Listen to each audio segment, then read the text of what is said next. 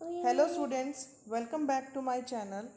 So today we will continue our chapter, that is class 8th NCERT chapter number 1 crop production and management.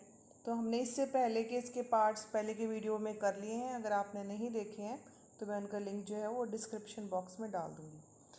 आज हम लोग यहाँ से continue करेंगे harvesting से. इससे पहले के टॉपिक्स हम कंप्लीट कर चुके हैं already. First of all, what is harvesting? Harvesting है क्या? हार्वेस्टिंग मीन्स जो क्रॉप हमारी रेडी हो चुकी है, पूरी तरह से पक चुकी है, उसकी कटिंग करना, उसको क्या बोलते हैं? Harvesting. Harvesting of a crop is an important task. ये बहुत ही इम्पॉर्टेंट काम है. अब आगे इसकी definition. Cutting of crop after it is mature. Mature means पूरी तरह से जब अनाज पक करके रेडी हो जाता है तो उसको क्या बोलते हैं? हार्वेस्टिंग. उसको कटिंग करना. In harvesting crops are pulled out. Harvesting में क्या होता है? या तो फसलों को खींच लिया जाता है बाहर, या फिर उनकी जो रूट है उससे थोड़ी सी ऊपर जो है, बहुत ही नज़दीक ग्राउंड के, वहाँ से कट कर लिया जाता है. ठीक है. फॉर एग्ज़ाम्पल ये सॉइल है, ये यहाँ पे स्टेम है, तो यहाँ से इस जगह से उसको कट कर लिया जाता है. ठीक है. और लगभग 3 से 4 महीने का टाइम लगता है क्रॉप को पूरी तरह से मैच्योर होने में. हमारे देश में जो है कटिंग की जाती है इनकी क्रॉप्स की, या तो सिक्कल से, जैसे कि आप ये डायग्राम में देख सकते हैं, ये सिक्कल दिख रही है आपको, है ना? या तो सिक्कल से की जाती है, ये होती है मैनुअली, यानी कि हाथ से करते हैं किसान लोग, या फिर मशीन होती है जिसका नाम क्या है? हार्वेस्टर. मशीन है जिसका नाम है हार्वेस्टर, या फिर उससे कटिंग की जाती है फसलों की. और जो कटी हुई फसलें हैं उनमें से क्या करना पड़ता है? ठीक है, अभी तक आपकी फसल जो कट के रेडी हो चुकी है. अब उसके बाद नेक्स्ट स्टेप क्या है? नेक्स्ट स्टेप है कि जो अनाज है उसको उसके छिलकों से अलग करना पड़ता है. जो बीज हैं, जो अनाज है, उनको सेपरेट करना पड़ता है. किससे? उनके छिलकों से. और इस प्रोसेस को क्या बोलते हैं?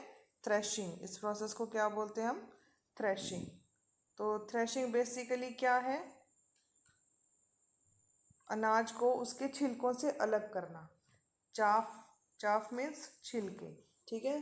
तो to separate grain from the chaff is known as threshing. और ये थ्रेशिंग किसकी हेल्प से की जाती है?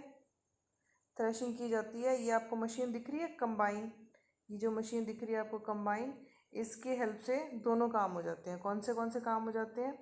एक तो इससे कटिंग का काम भी हो जाता है. ठीक है, यानी कि ये एक तरह का हार्वेस्टर भी है और थ्रेशर भी है. ये जो आपको मशीन दिख रही है, ये मशीन क्या करती है? कटिंग भी कर देती है क्रॉप्स की, और ग्रेन्स को उनके चाफ से सेपरेट भी कर देती है. तो ये दोनों काम कर देती है. इसको क्या बोलते हैं? कंबाइन. अच्छा, आपने अगर कई बार देखा होगा कि जब फसलों को काट लिया जाता है तो वहाँ पर स्टब्स रह जाते हैं. स्टब्स मीन्स जो स्टेम के छोटे छोटे पीस रह जाते हैं, वो भी रह जाते हैं. तो उनको क्या करते हैं? उनको किसान जो है जला देते हैं. ठीक है. उसके कारण क्या होता है? उसके कारण बहुत ज़्यादा एयर पोल्यूशन होता है. और इसके कारण ये भी नुकसान हो सकता है कि जो आसपास की फसलें हैं उनमें भी आग लग सकती है. तो ये बहुत ही नुकसान करती है. जैसे कि अभी आपने इन दिनों टीवी में भी बहुत सुना होगा कि किसानों ने पराली जला दी, किसानों ने पराली जला दी.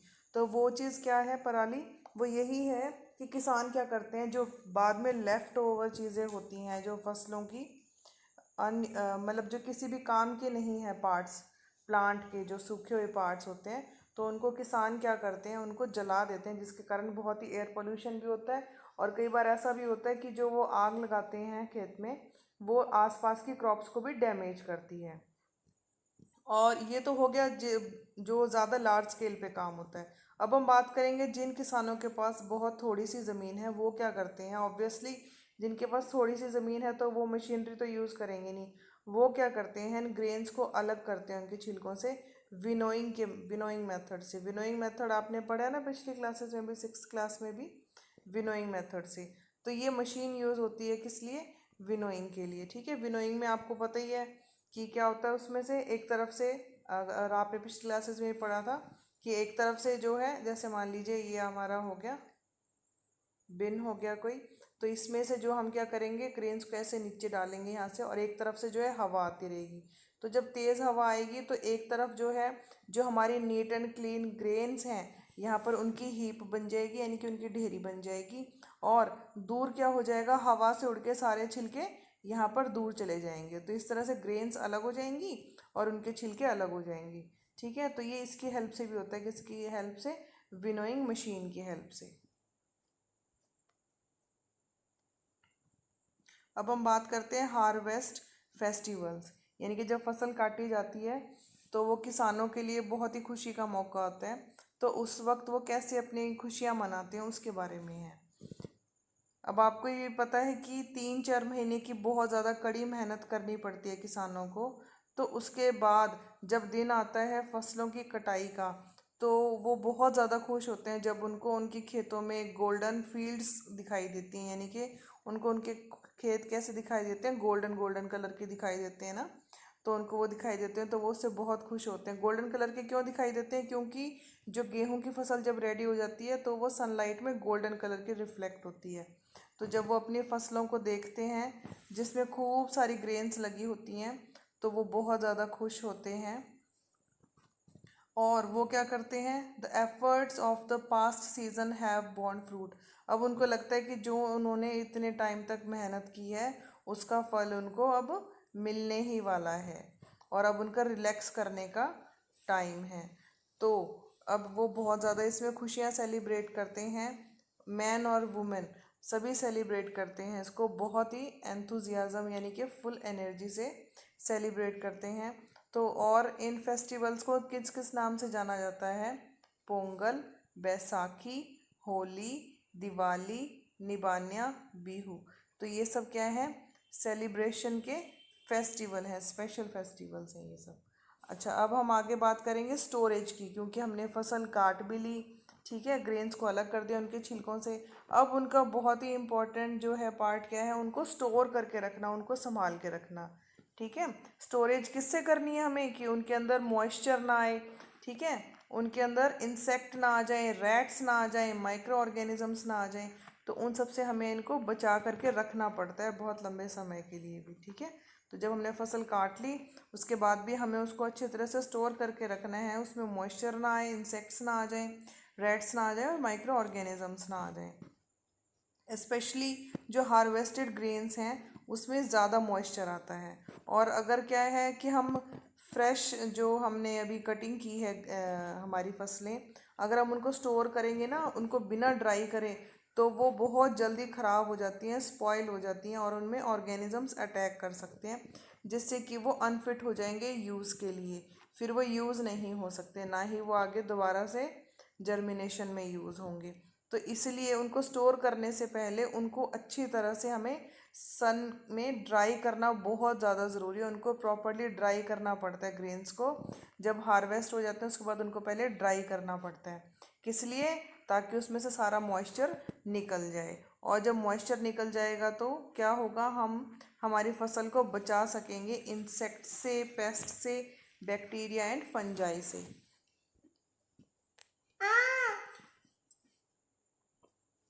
अब इसमें पहेली बोलती है कि मैंने भी अपनी मदर को देखा है कि वो कई बार नीम की लीव्स जो हैं वो आयरन के ड्रम में रखती हैं, कि जिसमें गेहूं रखी होती है। तो आपको क्या लगता है पहेली की मदर ऐसा क्यों करती होंगी? ऑब्वियसली किस लिए, कि ताकि इंसेक्ट ना आए। नीम आपको पता है एंटीबैक्टीरियल होती है, तो वो अगर नीम आप डाल देते हैं फसलों में तो वो ख़राब नहीं होती काफ़ी लंबे समय तक। अब नेक्स्ट हम करेंगे कि कहाँ कहाँ पे स्टोर की जाती हैं जो हमारी ग्रेन्स हैं, इनको कहाँ कहाँ पे स्टोर की जाती हैं। तो सबसे पहले तो ये बात कि फार्मर्स क्या करते हैं, ग्रेन्स को स्टोर करते हैं जूट के बैग्स में, या फिर मेटल के बिन्स होते हैं जो उनमें, मेटल्स के बड़े बड़े ड्रम्स होते हैं उनमें स्टोर करते हैं।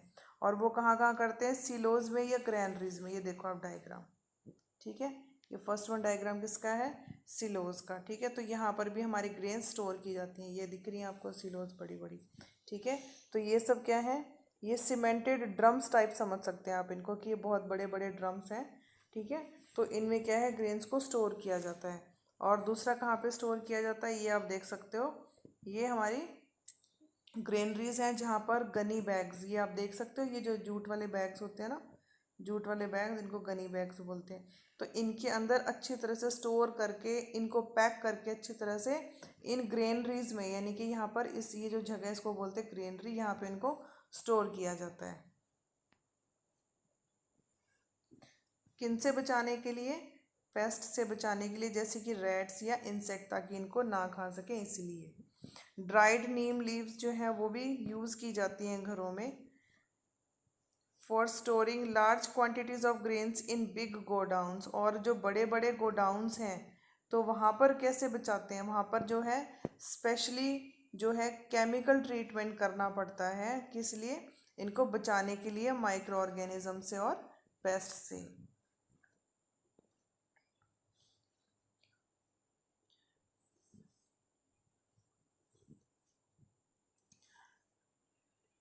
Like plants animals also provide us with different kinds of food. ये तो हमने पहले भी पढ़ा हुआ है कि प्लांट्स की तरह जो है एनिमल भी हमें बहुत तरह का फूड देते हैं। For example flesh, eggs, meat, ये सब देते हैं हमें, एनिमल्स देते हैं। अच्छा, जो लोग रहते हैं कोस्टल एरियाज़ में, वो स्पेशली क्या खाते हैं? फिश। कोस्टल एरियाज़ मतलब जो समुद्र के पास वाला एरिया होता है। जो लोग ऐसे एरियाज़ में रहते हैं वहाँ पर ज़्यादातर क्या खाई जाती है? फ़िश जो है वो एक बहुत बड़ा पार्ट है उनकी डाइट का। और पिछली क्लासेस में जो है हमने लर्न भी किया था जो फूड जो हमें प्लांट से मिलते हैं, जैसे कि उनकी लीव्स भी खाते हैं, ये स्पिनक, कैबेज, ये सब हमने पढ़ा था पहले। तो अब आपको समझ में आ गया कि जो प्रोसेस है क्रॉप प्रोडक्शन का, उसमें बहुत सारे स्टेप्स हैं। जैसे कि सिलेक्शन है पहले सीड्स के, अच्छा सीड हमें सिलेक्ट करना पड़ता है, फिर उसको बोना पड़ता है। ये सारे स्टेप्स आपको समझ में आ गए होंगे। इसी तरह से अब जो हमारी है लास्ट डेफिनेशन आ गई है इसकी, वो है एनिमल हस्बेंड्री की। किसकी? एनिमल हस्बेंड्री की। तो इसकी क्या डेफिनेशन है कि अगर एनिमल्स को भी पाला जाए, रियर्ड मीन्स अगर एनिमल्स को भी पाला जाए घरों में या खेतों में, किस लिए पाला जाए एनिमल्स को? कि उनसे क्या क्या मिल सके? फूड मिल सके, शेल्टर मिल सके और उनकी केयर भी हो। ठीक है, उनको क्या क्या हमें प्रोवाइड करवाना पड़ता है? हमें एनिमल्स को उनको अच्छा खाना देना पड़ता है, उनको रखने के लिए जगह भी और केयर भी। ठीक है, और बदले में जो है फार्मर्स को भी उनसे फूड भी मिलता है। ठीक है, तो इसको अगर यही काम किया जाए बहुत बड़े लेवल पे, उसको क्या बोलते हैं? Animal husbandry. ठीक है, यानी कि अगर कोई अपने पर्सनल फ़ायदे के लिए एनिमल्स को पाले बहुत बड़े लेवल पे, जिसमें कि वो एनिमल्स की केयर करता है, उनको खाना भी देता है, उनको रहने के लिए जगह भी देता है, तो उसको क्या बोलते हैं? Animal husbandry. अच्छा, फ़िश भी आपको पता है कि बहुत अच्छी होती है हमारी हेल्थ के लिए, और हमें कोड लीवर ऑयल मिलता है। कहाँ से मिलता है? फ़िश से मिलता है, जो किस में रिच होती है? विटामिन डी में। सो दैट्स ऑल, ये चैप्टर हमारा पूरा फिनिश हो गया है। और अब हम नेक्स्ट वीडियो में करेंगे बुक की exercises and question answers. Till then, okay, bye. Thanks for watching my video. और अगर आपको मेरी वीडियो पसंद आई हो तो प्लीज़ आप इसको लाइक करें और अपने फ्रेंड्स के साथ भी शेयर ज़रूर करें और सब्सक्राइब करें मेरा चैनल। Thank you.